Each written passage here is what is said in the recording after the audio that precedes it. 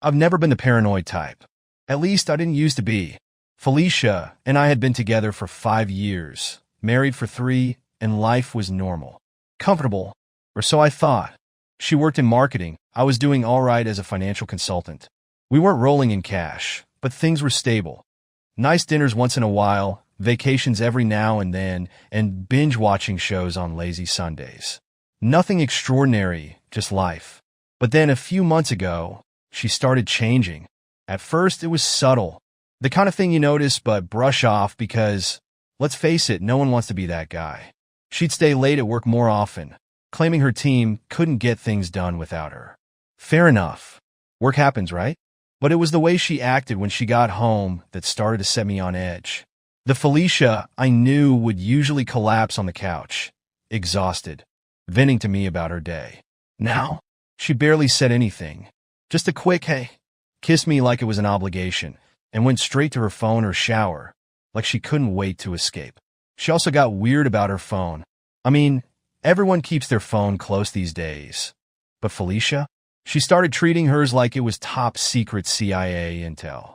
Before, she'd leave it lying around without a care.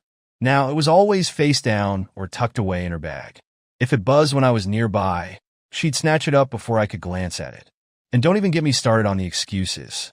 Every time I asked what was up, she'd get defensive, like I was prying. One night, I suggested we go out for dinner, just the two of us. It's been a while since we had some time together, I said, hoping she'd catch on that I missed her. But she shot it down before I could even finish the sentence. I can't, babe. There's an urgent meeting tonight, she said, tying her hair up in that casual way that used to drive me wild. Gregory dragged things out again. You know how he is. She gave a little laugh, but it felt off like she was performing. Then she kissed me on the cheek, grabbed her purse, and was out the door before I could say another word. I stood there, staring after her, wondering who the hell Gregory even was. She mentioned him before. Some guy from her team, supposedly harmless, but something about how she said his name this time made my skin crawl. But I didn't want to be paranoid. It's not like I had any proof, so I let it slide. Then, a few days later, Courtney, the neighbor from across the hall, knocked on my door. She's one of those people who always seems to know what's going on, even when no one asks. Hey, Caleb, you got a second? She said with that nosy grin of hers. Sure, I replied, leaning against the doorframe. Courtney isn't exactly subtle, so I braced myself for whatever gossip she was about to spill. I was out with some friends last night, and, I think I saw Felicia, she said, her voice dropping into that conspiratorial tone she uses when she's about to dish some dirt. She was at that new Italian place downtown. You know, La Sorella. I frowned. Felicia said she was working late. Courtney gave me a look that said she wasn't buying it. Well, she wasn't alone. She was with some guy. Tall, dark hair, kind of good-looking. They seemed close. There was just a little nudge. Nothing concrete. Just enough to plant the first seed of doubt. I tried to shrug it off, but it gnawed at me for the rest of the day. That night, I watched her more carefully. I noticed how she avoided eye contact when I asked her about work. It's the same old stuff, she muttered, scrolling through her phone like I wasn't even there. I wanted to confront her, but what could I say? That Courtney thought she saw her with a guy? It wasn't enough. I needed proof. And proof came sooner than I expected. One evening, Felicia left her phone on the kitchen counter while she went upstairs to take a shower. Normally, I wouldn't even think about touching it. But this time, something inside me snapped. Maybe it was the weird tone in her voice when she mentioned Gregory. Maybe it was Courtney's little story. Or maybe I was just done being in the dark. I picked up the phone. My heart was pounding so hard I could hear it in my ears. I wasn't even sure what I was looking for, just anything that would explain why everything felt so wrong. And then I saw it. A text from Gregory, right at the top of her notifications. You looked amazing. Can't wait for Friday. It hit me like a punch to the gut. My hands started to shake. I stared at the screen, hoping I was reading it wrong, hoping there was some innocent explanation. But deep down, I already knew. I shouldn't have, but I opened her photo gallery. And there they were, pictures of her and Gregory at some work event. They weren't just friendly snapshots. They were close, arms around each other, smiling in a way that made my stomach churn. She was wearing that red dress she knew I loved, the one she hadn't worn for me in months. The worst part? It was an event I wasn't even invited to. She told me it was just for the team, not a big deal, nothing I'd enjoy anyway. And yet, there she was clinging to Gregory like he was her whole world. I locked the phone and put it back on the counter just as I heard the water shut off upstairs. My mind was racing, a mix of anger, hurt, and disbelief swirling together in a toxic mess. I wanted to scream, to confront her right then and there, but I didn't. Not yet. I needed time to think. When she came back downstairs, wrapped in a towel, she gave me a quick smile. "What do you want to do for dinner?" I looked at her, really looked at her, and all I could see was the woman in those photos. The woman who lied to my face, who betrayed me without a second thought. "Not hungry," I muttered, walking past her to the living room. She didn't even ask what was wrong. That was the moment I knew. The Felicia I married, the one I built a life with, was gone. And in her place was someone I didn't recognize. Someone who could look me in the eye and lie without flinching. But I wasn't going to confront her just yet. Not until I figured out exactly what I was going to do about it. Because one thing was certain, I wasn't going to let this slide. The moment I saw those pictures, everything inside me caved in. My heart wasn't just broken. It felt obliterated, like someone took a sledgehammer to everything I thought I knew. I stumbled into the bathroom, locked the door behind me, and sat down on the cold tile floor. My hands wouldn't stop shaking. My chest felt tight, like I couldn't breathe properly. It wasn't just the betrayal. It was the fact that she lied so easily. That she came home from him, from Gregory, acting like everything was fine, like she hadn't just trashed our marriage for some fling with a guy she'd sworn was just a friend. I slammed my fist against the floor, the sting of pain grounding me. I stared at the wall, my mind racing. The worst part wasn't even the pictures. It was her. How cold she'd become. How, for months now, every time I'd reached out, hoping to pull her closer, she just drifted further away. I'd felt the distance growing between us, but I kept telling myself it was just a phase, that work was stressing her out, that we'd get through it. But now I knew the truth. She wasn't just slipping away. She was running straight into the arms of Gregory. And I had been too stupid to see it. I could hear her moving around outside the bathroom, probably getting dressed for bed like it was any other night. My blood boiled at the thought. How could she lie to my face, crawl into our bed, and sleep next to me like nothing was wrong? I clenched my jaw, so tight it hurt. She didn't know that I knew. Not yet. And that was the only advantage I had right now. The next day, I hit up my old friend Brian. We've known each other since we were kids. One of the few people I trust completely. I texted him, asking if he was free for drinks, and within an hour, we were sitting in a dimly lit dive bar downtown. Brian gave me a long look as I slammed back my second shot. Alricht, man, spiel. What's going on? I didn't sugarcoat it. I laid it all out, the late nights, the weird phone behavior, the pictures, the message from Gregory. As I talked, I felt the rage simmering under my skin. I hated saying it all out loud. It made it real. When I finished, Brian leaned back in his chair, shaking his head. Shit, Mom, that's brutal. I don't even know what to say. I laughed, but it was bitter. Yeah, join the club. You gotta leave her, Caleb, he said, his voice low. She's not worth it, man. If she's doing this to you now, she'll do it again. Cut your losses, file for divorce, and get the hell out. Brian was right, should have been right, but it wasn't that simple. Leaving her felt like losing. It wasn't enough. Not after what she'd done. I wanted her to hurt, the same way she made me hurt. No, I said, shaking my head slowly. I'm not walking away from this. Not yet. Brian raised an eyebrow. What are you thinking? I'm going to make her feel the same humiliation she put me through. I muttered, more to myself than to him. He gave me a wary look. What does that mean, Caleb? I leaned in, lowering my voice. Amber McLean. Brian's eyes widened, and then he burst out laughing. Amber? You serious? Dude, Felicia hates her. Exactly. Amber had always been a sore spot between me and Felicia. She'd been Felicia's best friend for years, but she and I always had this thing. It was nothing I ever acted on, but Felicia could sense it. Amber had this playful, flirty way about her, and it drove Felicia nuts. We'd fought about Amber more times than I could count, even though nothing had ever happened between us. But now it was going to happen. and it was going to drive Felicia out of her mind. You know, Amber's always had a thing for you, Brian said, shaking his head with a grin. This is going to be messy. That's the point, I said, my voice dark. She deserves messy. Brian gave me a skeptical look, but didn't argue. Just be careful, man. This kind of stuff, it never ends well. That night, after I got home from the bar, I lay in bed next to Felicia, staring at the ceiling while she slept peacefully beside me.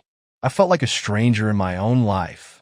Part of me wanted to wake her up, throw the pictures in her face, and demand answers. But I knew there were no answers that would fix this. Nothing she could say would make it right. So I started planning. I knew exactly how to play this. Amber had always made it obvious that she liked me. It was never anything blatant, just little comments here and there, lingering touches. That playful smirk she always gave me when Felicia wasn't looking. Felicia hated it, and I'd always shut Amber down out of respect for my marriage. But now I was done playing the good guy. I pulled out my phone and opened Amber's contact. For a moment, I hesitated. This wasn't me. I wasn't the kind of person who used people to settle scores. But Felicia had made me this way. She had turned me into someone I didn't recognize. And if that's who I had to be to make her feel the way I did, so be it. I typed out a message. Hey, it's been a while. We should catch up sometime.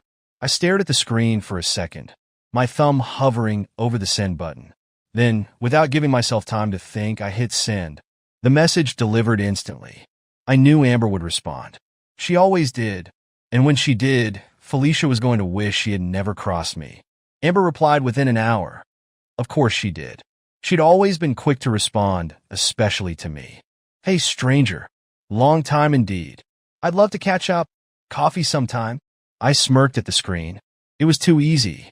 Amber had always been a little too interested, always ready with a sly smile or a lingering look. Felicia had noticed it early on and hated her for it, but I had always brushed it off. Now, I was about to dive headfirst into exactly what Felicia had feared all along. We met at a cozy little coffee shop downtown, the kind of place with exposed brick walls and overpriced lattes. I spotted Amber before she saw me. Long blonde hair, tight jeans, low-cut blouse. She wasn't subtle, not by a long shot. "Caleb," she called out, her face lighting up as I walked over. She gave me a hug that lasted just a second too long, her perfume filling my nose, sweet with a hint of musk. "Amber," I said, smiling, "you look amazing." She laughed, brushing her hair back behind her ear. "Stop it. You haven't changed a bit." The conversation flowed easily. I kept it light, steering it toward old memories and shared jokes.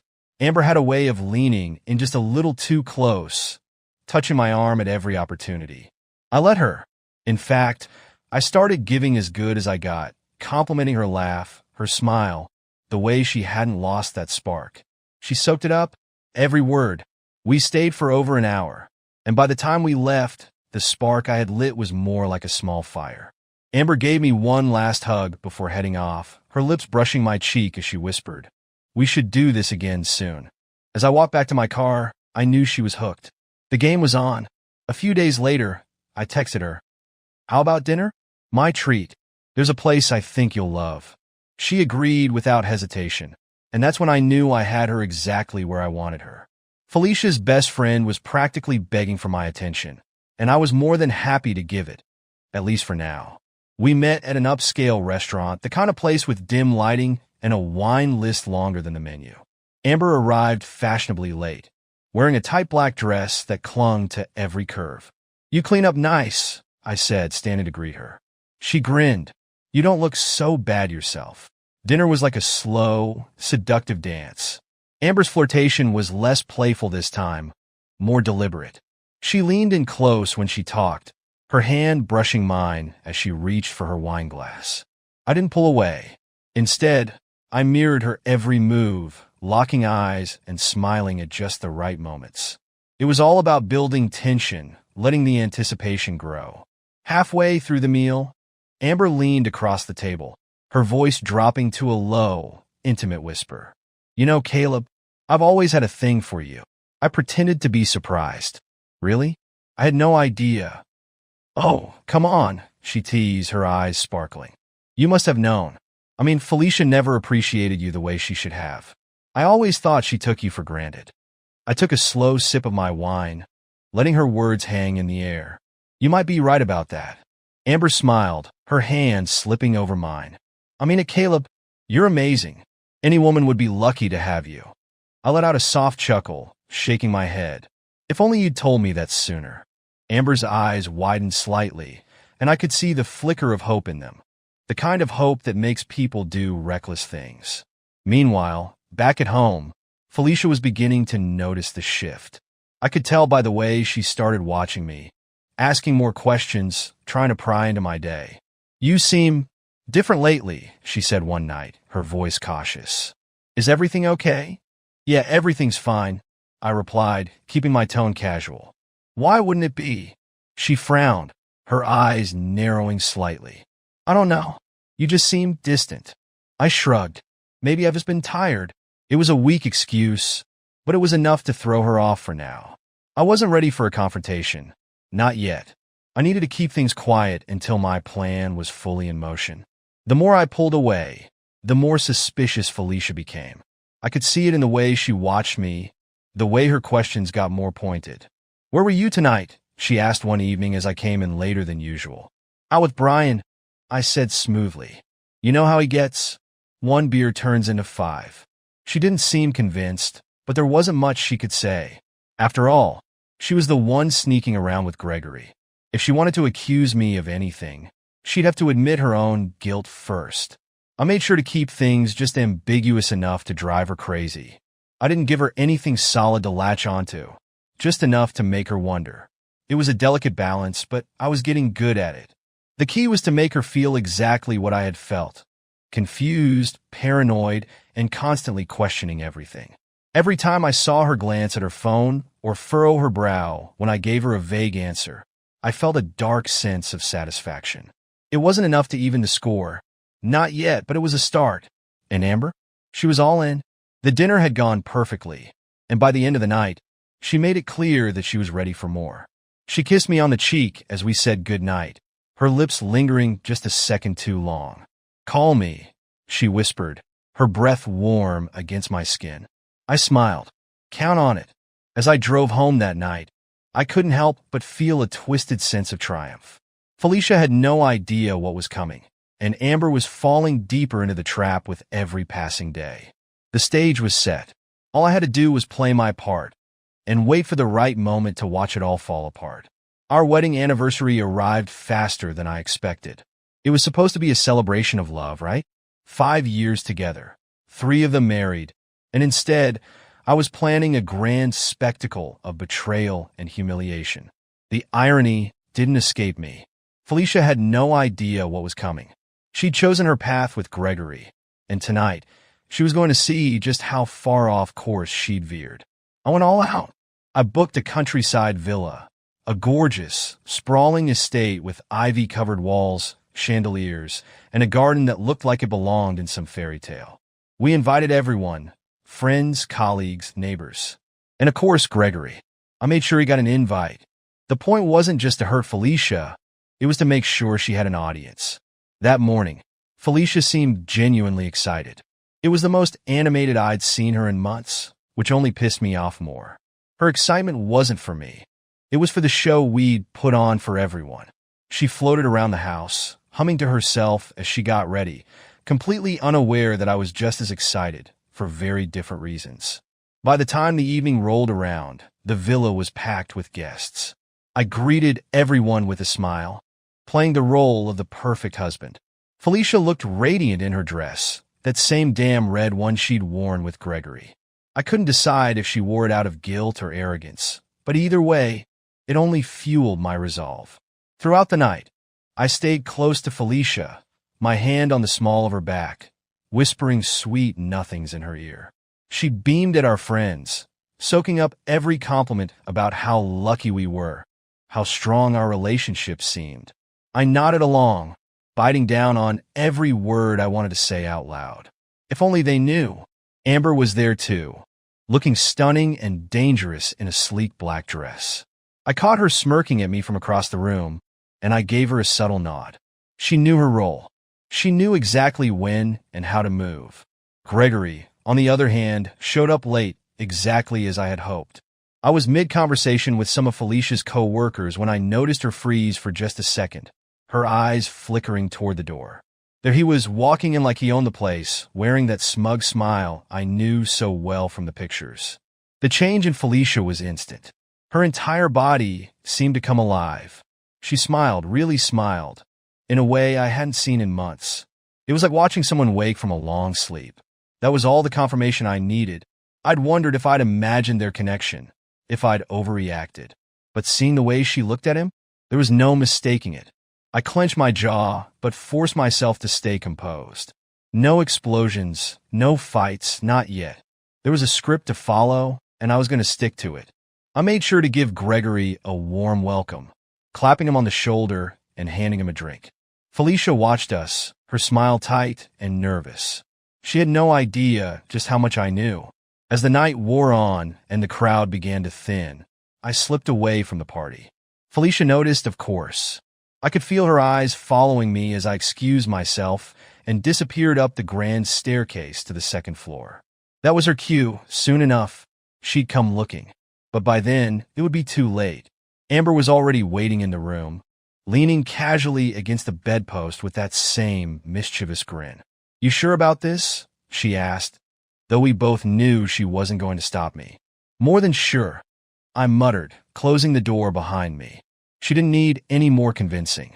Within minutes, we were tangled up in the sheets, her hands everywhere, her breath hot against my neck. It was wild, messy, nothing like I'd ever experienced with Felicia. But it wasn't about the sex. It was about the plan, the moment of reckoning that was about to arrive. And right on cue, the door swung open. Felicia stood there, frozen in the doorway, her expression shifting from confusion to disbelief to absolute devastation. Her mouth opened, but no sound came out. Amber, completely unbothered, sat up slowly, pulling the sheet around her like she was wrapping herself in victory. "Well," Amber said with a smirk, "looks like you finally know what it feels like to be betrayed." I watched Felicia, waiting for the explosion, but she didn't yell, didn't cry. She just stood there, her face pale, her knuckles white as she clutched the doorknob.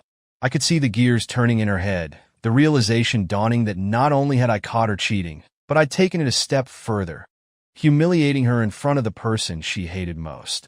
"You," she finally whispered, her voice shaky. "You son of a bitch." I sat up, completely calm, and gave her the same smile she'd given me so many times before when she thought I didn't know. "Now we're even, Felicia." She stared at me, her chest heaving with rage and betrayal. And for the first time in months, I felt something close to peace. This was the moment I'd been waiting for. The moment when she'd finally understand what it felt like to have your world ripped out from under you.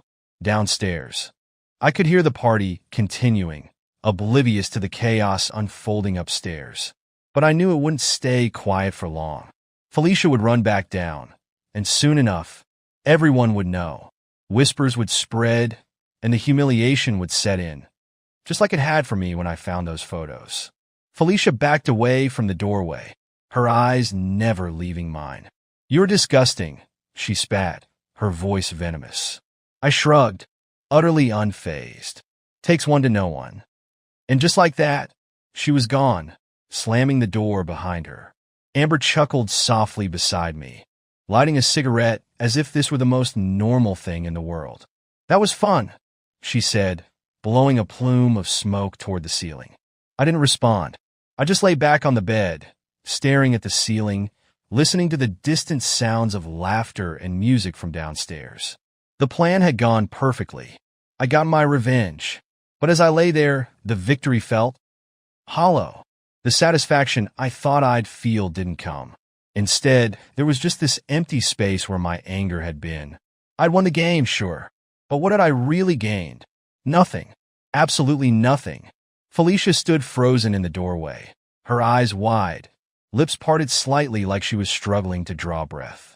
I could see it in her face. The disbelief, the betrayal, the sick realization that her lies had come crashing down. She wanted to scream, maybe cry, but no sound came out. She looked at me, then at Amber, her mind racing to piece together the nightmare unfolding in front of her. Amber, still perfectly composed, slid off the bed without a care in the world.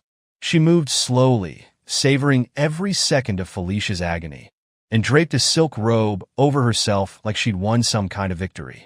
"Well," Amber said, her voice cold and dripping with satisfaction, "now you know how it feels to lose trust."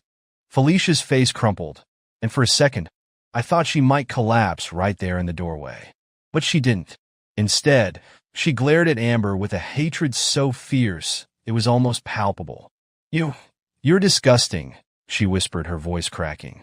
Amber just laughed, a cruel, sharp sound that echoed through the room. "Don't act so surprised, Felicia. We both know you had this coming." Felicia's knuckles turned white on the doorframe. For a moment, I thought she might lunge at Amber, but instead, she spun on her heel and stormed out, slamming the door behind her. The sound reverberated through the house, and I knew it was only a matter of time before the whispers started downstairs.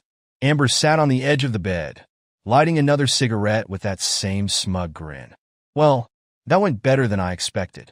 I stayed silent, lying back on the pillows, my mind oddly blank. The satisfaction I'd anticipated wasn't there. I'd imagined this moment for weeks, the perfect revenge, the sweet taste of payback. But instead, all I felt was empty. It didn't take long for the fallout to begin. I heard the murmur of voices rising from downstairs, hushed conversations turning into full-blown whispers. The first ripple had hit the water. Someone must have spotted Felicia fleeing from the room, her face pale, her eyes wild. And in a crowd like this, secrets didn't stay hidden for long. Amber leaned over and smirked. "You know, it's only a matter of time before everyone knows the full story, right?" I nodded. That was part of the plan, after all. Felicia wasn't just going to lose me. She was going to lose everything. Her friends, her dignity, her carefully curated social image. By the time we made our way downstairs, the whispers had reached full volume. People glanced our way, some with curiosity, others with amusement. It wasn't long before the truth spread like wildfire. Felicia's affair with Gregory, my revenge with Amber, it was all out in the open now, and there was no way to put the pieces back together. Amber, ever the drama queen, wasted no time making her move. As soon as Felicia reappeared, still disheveled and red-eyed, Amber stepped forward, all smiles. "Felicia," she said sweetly, though the venom in her tone was unmistakable. "I think it's time we clear the air, don't you?" Felicia glared at her, jaw clenched tight. "You're not doing this here." "Oh, but I think I am." Amber's smile widened. "You betrayed me. You betrayed Caleb. Hell, you betrayed yourself. And everyone here deserves to know the kind of person you really are." The crowd around us went dead silent. Felicia looked like she wanted to disappear, but Amber was relentless, her words sharp and merciless. "Let's be real, Felicia. You threw away your marriage for some loser who doesn't even have the balls to show up on time." Amber tilted her head mockingly. "What was the plan? Were you going to keep sneaking around with Gregory until Caleb caught on? Or did you think you'd get away with it forever?" Felicia's eyes darted around the room, searching for support, for someone, anyone, to take her side.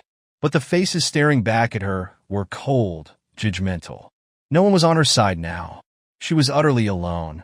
Amber turned to the crowd, addressing them like she was delivering the final blow. "I've had enough of being friends with a backstabbing bitch. So, Felicia, consider our friendship over." Felicia's expression crumbled. She opened her mouth to respond, but no words came out. Amber didn't wait for a reply. She gave a final smirk and sauntered away, leaving Felicia standing in the middle of the room, exposed and humiliated.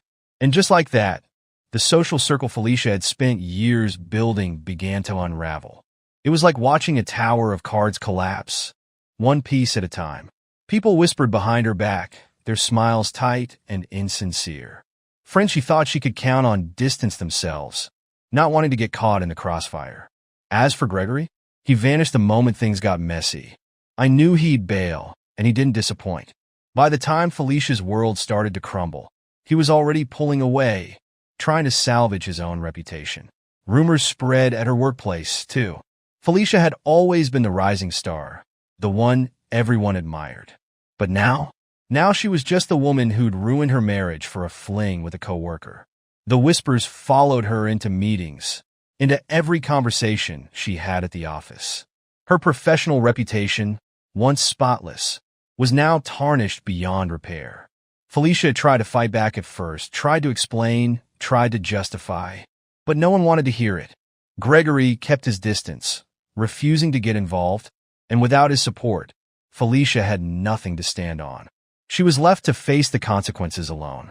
I watched it all unfold with a strange sense of detachment. I thought it would feel good, seeing her world fall apart. And for a while, it did. There was something satisfying about watching her lose everything, knowing that she was getting exactly what she deserved. But as the days went by, the satisfaction began to fade. The anger that had driven me, the rage that had fueled my every move, it started to dissipate, leaving behind nothing but a hollow ache. I'd won the game, sure, but at what cost? Felicia was a mess, isolated, disgraced, abandoned by the very people she thought would always have her back. And I wasn't any better. I had destroyed her, yes, but in doing so, I'd lost myself along the way. In the immediate aftermath, watching Felicia's world crumble gave me a strange, grim satisfaction. It felt like justice, the kind of justice I'd imagined 1,000 times over. I watched her stumble through the wreckage of her life like a ghost. No more late-night meetings. No more sneaky texts. Her friends, our friends, avoided her like a disease. At work, the respect she once commanded evaporated, replaced by whispers and side eyes. And Gregory? He'd ghosted her entirely, leaving her to deal with the fallout on her own. I'd won. I burned everything to the ground just like I wanted. For the first few days, I felt triumphant. Every time I saw her walking around the house, empty-eyed, defeated, I told myself she deserved it. When I heard her sobbing quietly in the bathroom at night, I reminded myself of those photos, of the texts from Gregory, of every lie she fed me with a smile on her face. I didn't comfort her. I didn't feel sorry for her. I felt justified. But as the days passed, that sense of victory began to fade, replaced by something else. At first, I couldn't place it, but it gnawed at me like a dull ache. I found myself sitting in the quiet of the house, thinking about what we used to have back when things were good, or at least when I thought they were. It was like a movie reel playing in my head. Lazy mornings in bed, her laughter filling the room. Those early dates where everything felt exciting and new.